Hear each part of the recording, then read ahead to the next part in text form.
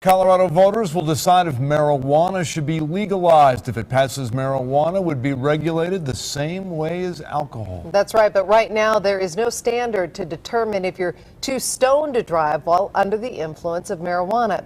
State lawmakers have proposed limits to set a standard, but many argue those tests wouldn't be accurate enough to determine impairment. Tonight, we're answering your questions by putting that proposed state standard to the test. Fox 31 Denver's Mark Meredith is live with the shocking results of our one-of-a-kind investigation. Mark? Libby, as you know, it was just yesterday that state lawmakers voted down this most recent attempt that would regulate how much marijuana a driver out on Colorado's roads could have in their system. But there's no doubt that this is an issue that's not going away anytime soon, especially when it comes to how much is too much. That debate rages on.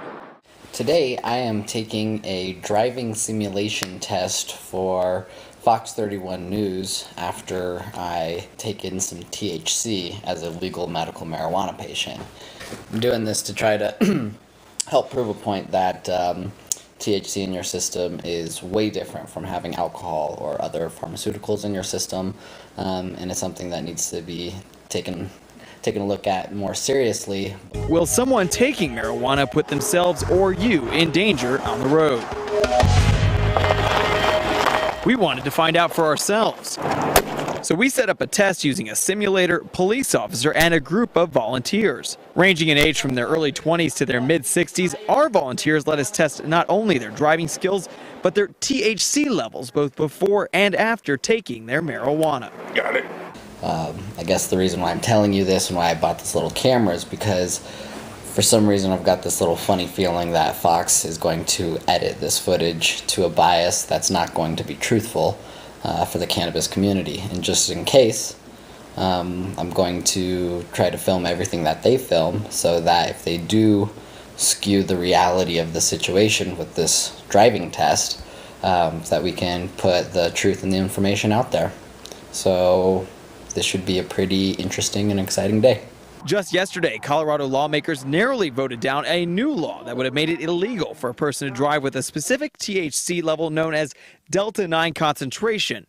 If passed, any Colorado driver would have been considered impaired if they had more than 5 nanograms per milliliter of marijuana in their blood. It's all variable on the person. Sarah Nill is a phlebotomist who routinely checks for drugs in blood. Before we even started our driving test, a surprise. We found at least 2 of our volunteers would be considered impaired under the recently proposed state standard, even though they hadn't smoked or ingested marijuana all day. So that I can go back to sleep, which is so much THC concentration that there's got to be more than 5 nanograms active Delta 9 in my system.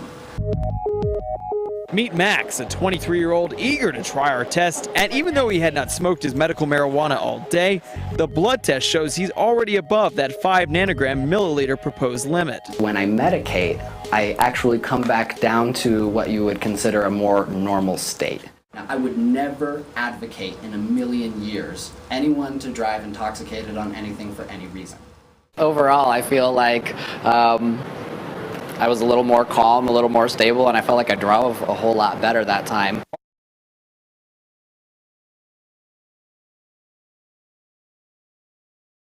Max may have already been considered impaired before he lit up. That first blood test came back at 6 nanograms. That's one above the previously proposed limit. But after smoking for us, that number increases 5-fold to 32 nanograms. Somebody who smokes on a regular basis for a year is going to be able to handle more than somebody who doesn't. So when I wake up in the morning and I'm no longer medicated, I've had a great rest of sleep, I get in my car and I get pulled over because my emission sticker hasn't been updated, and I have a pipe in my car that stinks because of the resin. The cop says, well, have you been smoking? I haven't. He tests my blood. Well, of course there's more than 5 nanograms in there. So are you going to send me to jail? Even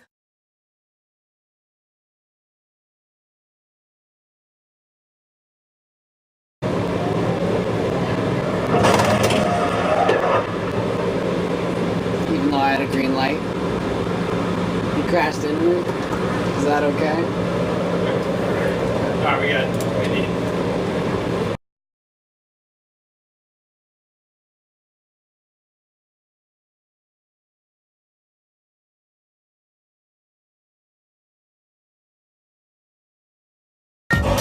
This high-tech simulator will help answer that question, and the results may surprise you.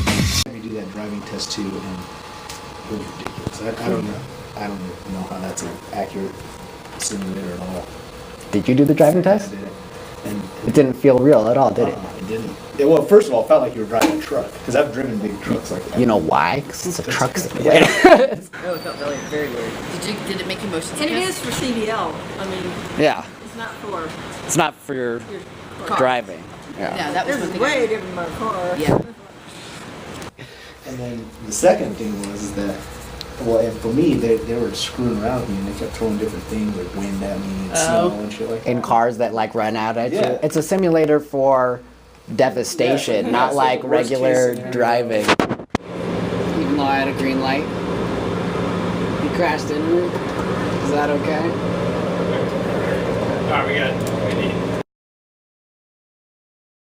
None of our volunteers put much faith in this simulator, but can you put faith in the Delta 9 law when some of our volunteers who admitted they were under the influence would pass with flying colors? I think there should be another way to base it on, not a 5 nanograms, because it affects everybody so differently. I think there should be another way to base it on, not a 5 nanograms, because it affects everybody so differently. The goal, of course, of any law is to protect yourself or others. None of our other drivers under the influence aced our simulator. If the science is true that the U.S. Department of Transportation, National Highway Traffic Safety Administration did their report, this is a report that's been done in the U.S. for over 20 years. It concludes, as other countries do around the world, that the general conclusion is there is little, if any, evidence to indicate that drivers who have used marijuana alone are any more likely to cause serious accidents than drug-free drivers. To a large extent, the result from driving simulator and close quarters test corroborate the epidemiological findings by indicating that THC in single inhaled doses up to 250 milligrams has relatively minor effects on driving performance, certainly less than VACs in the range of 0.08.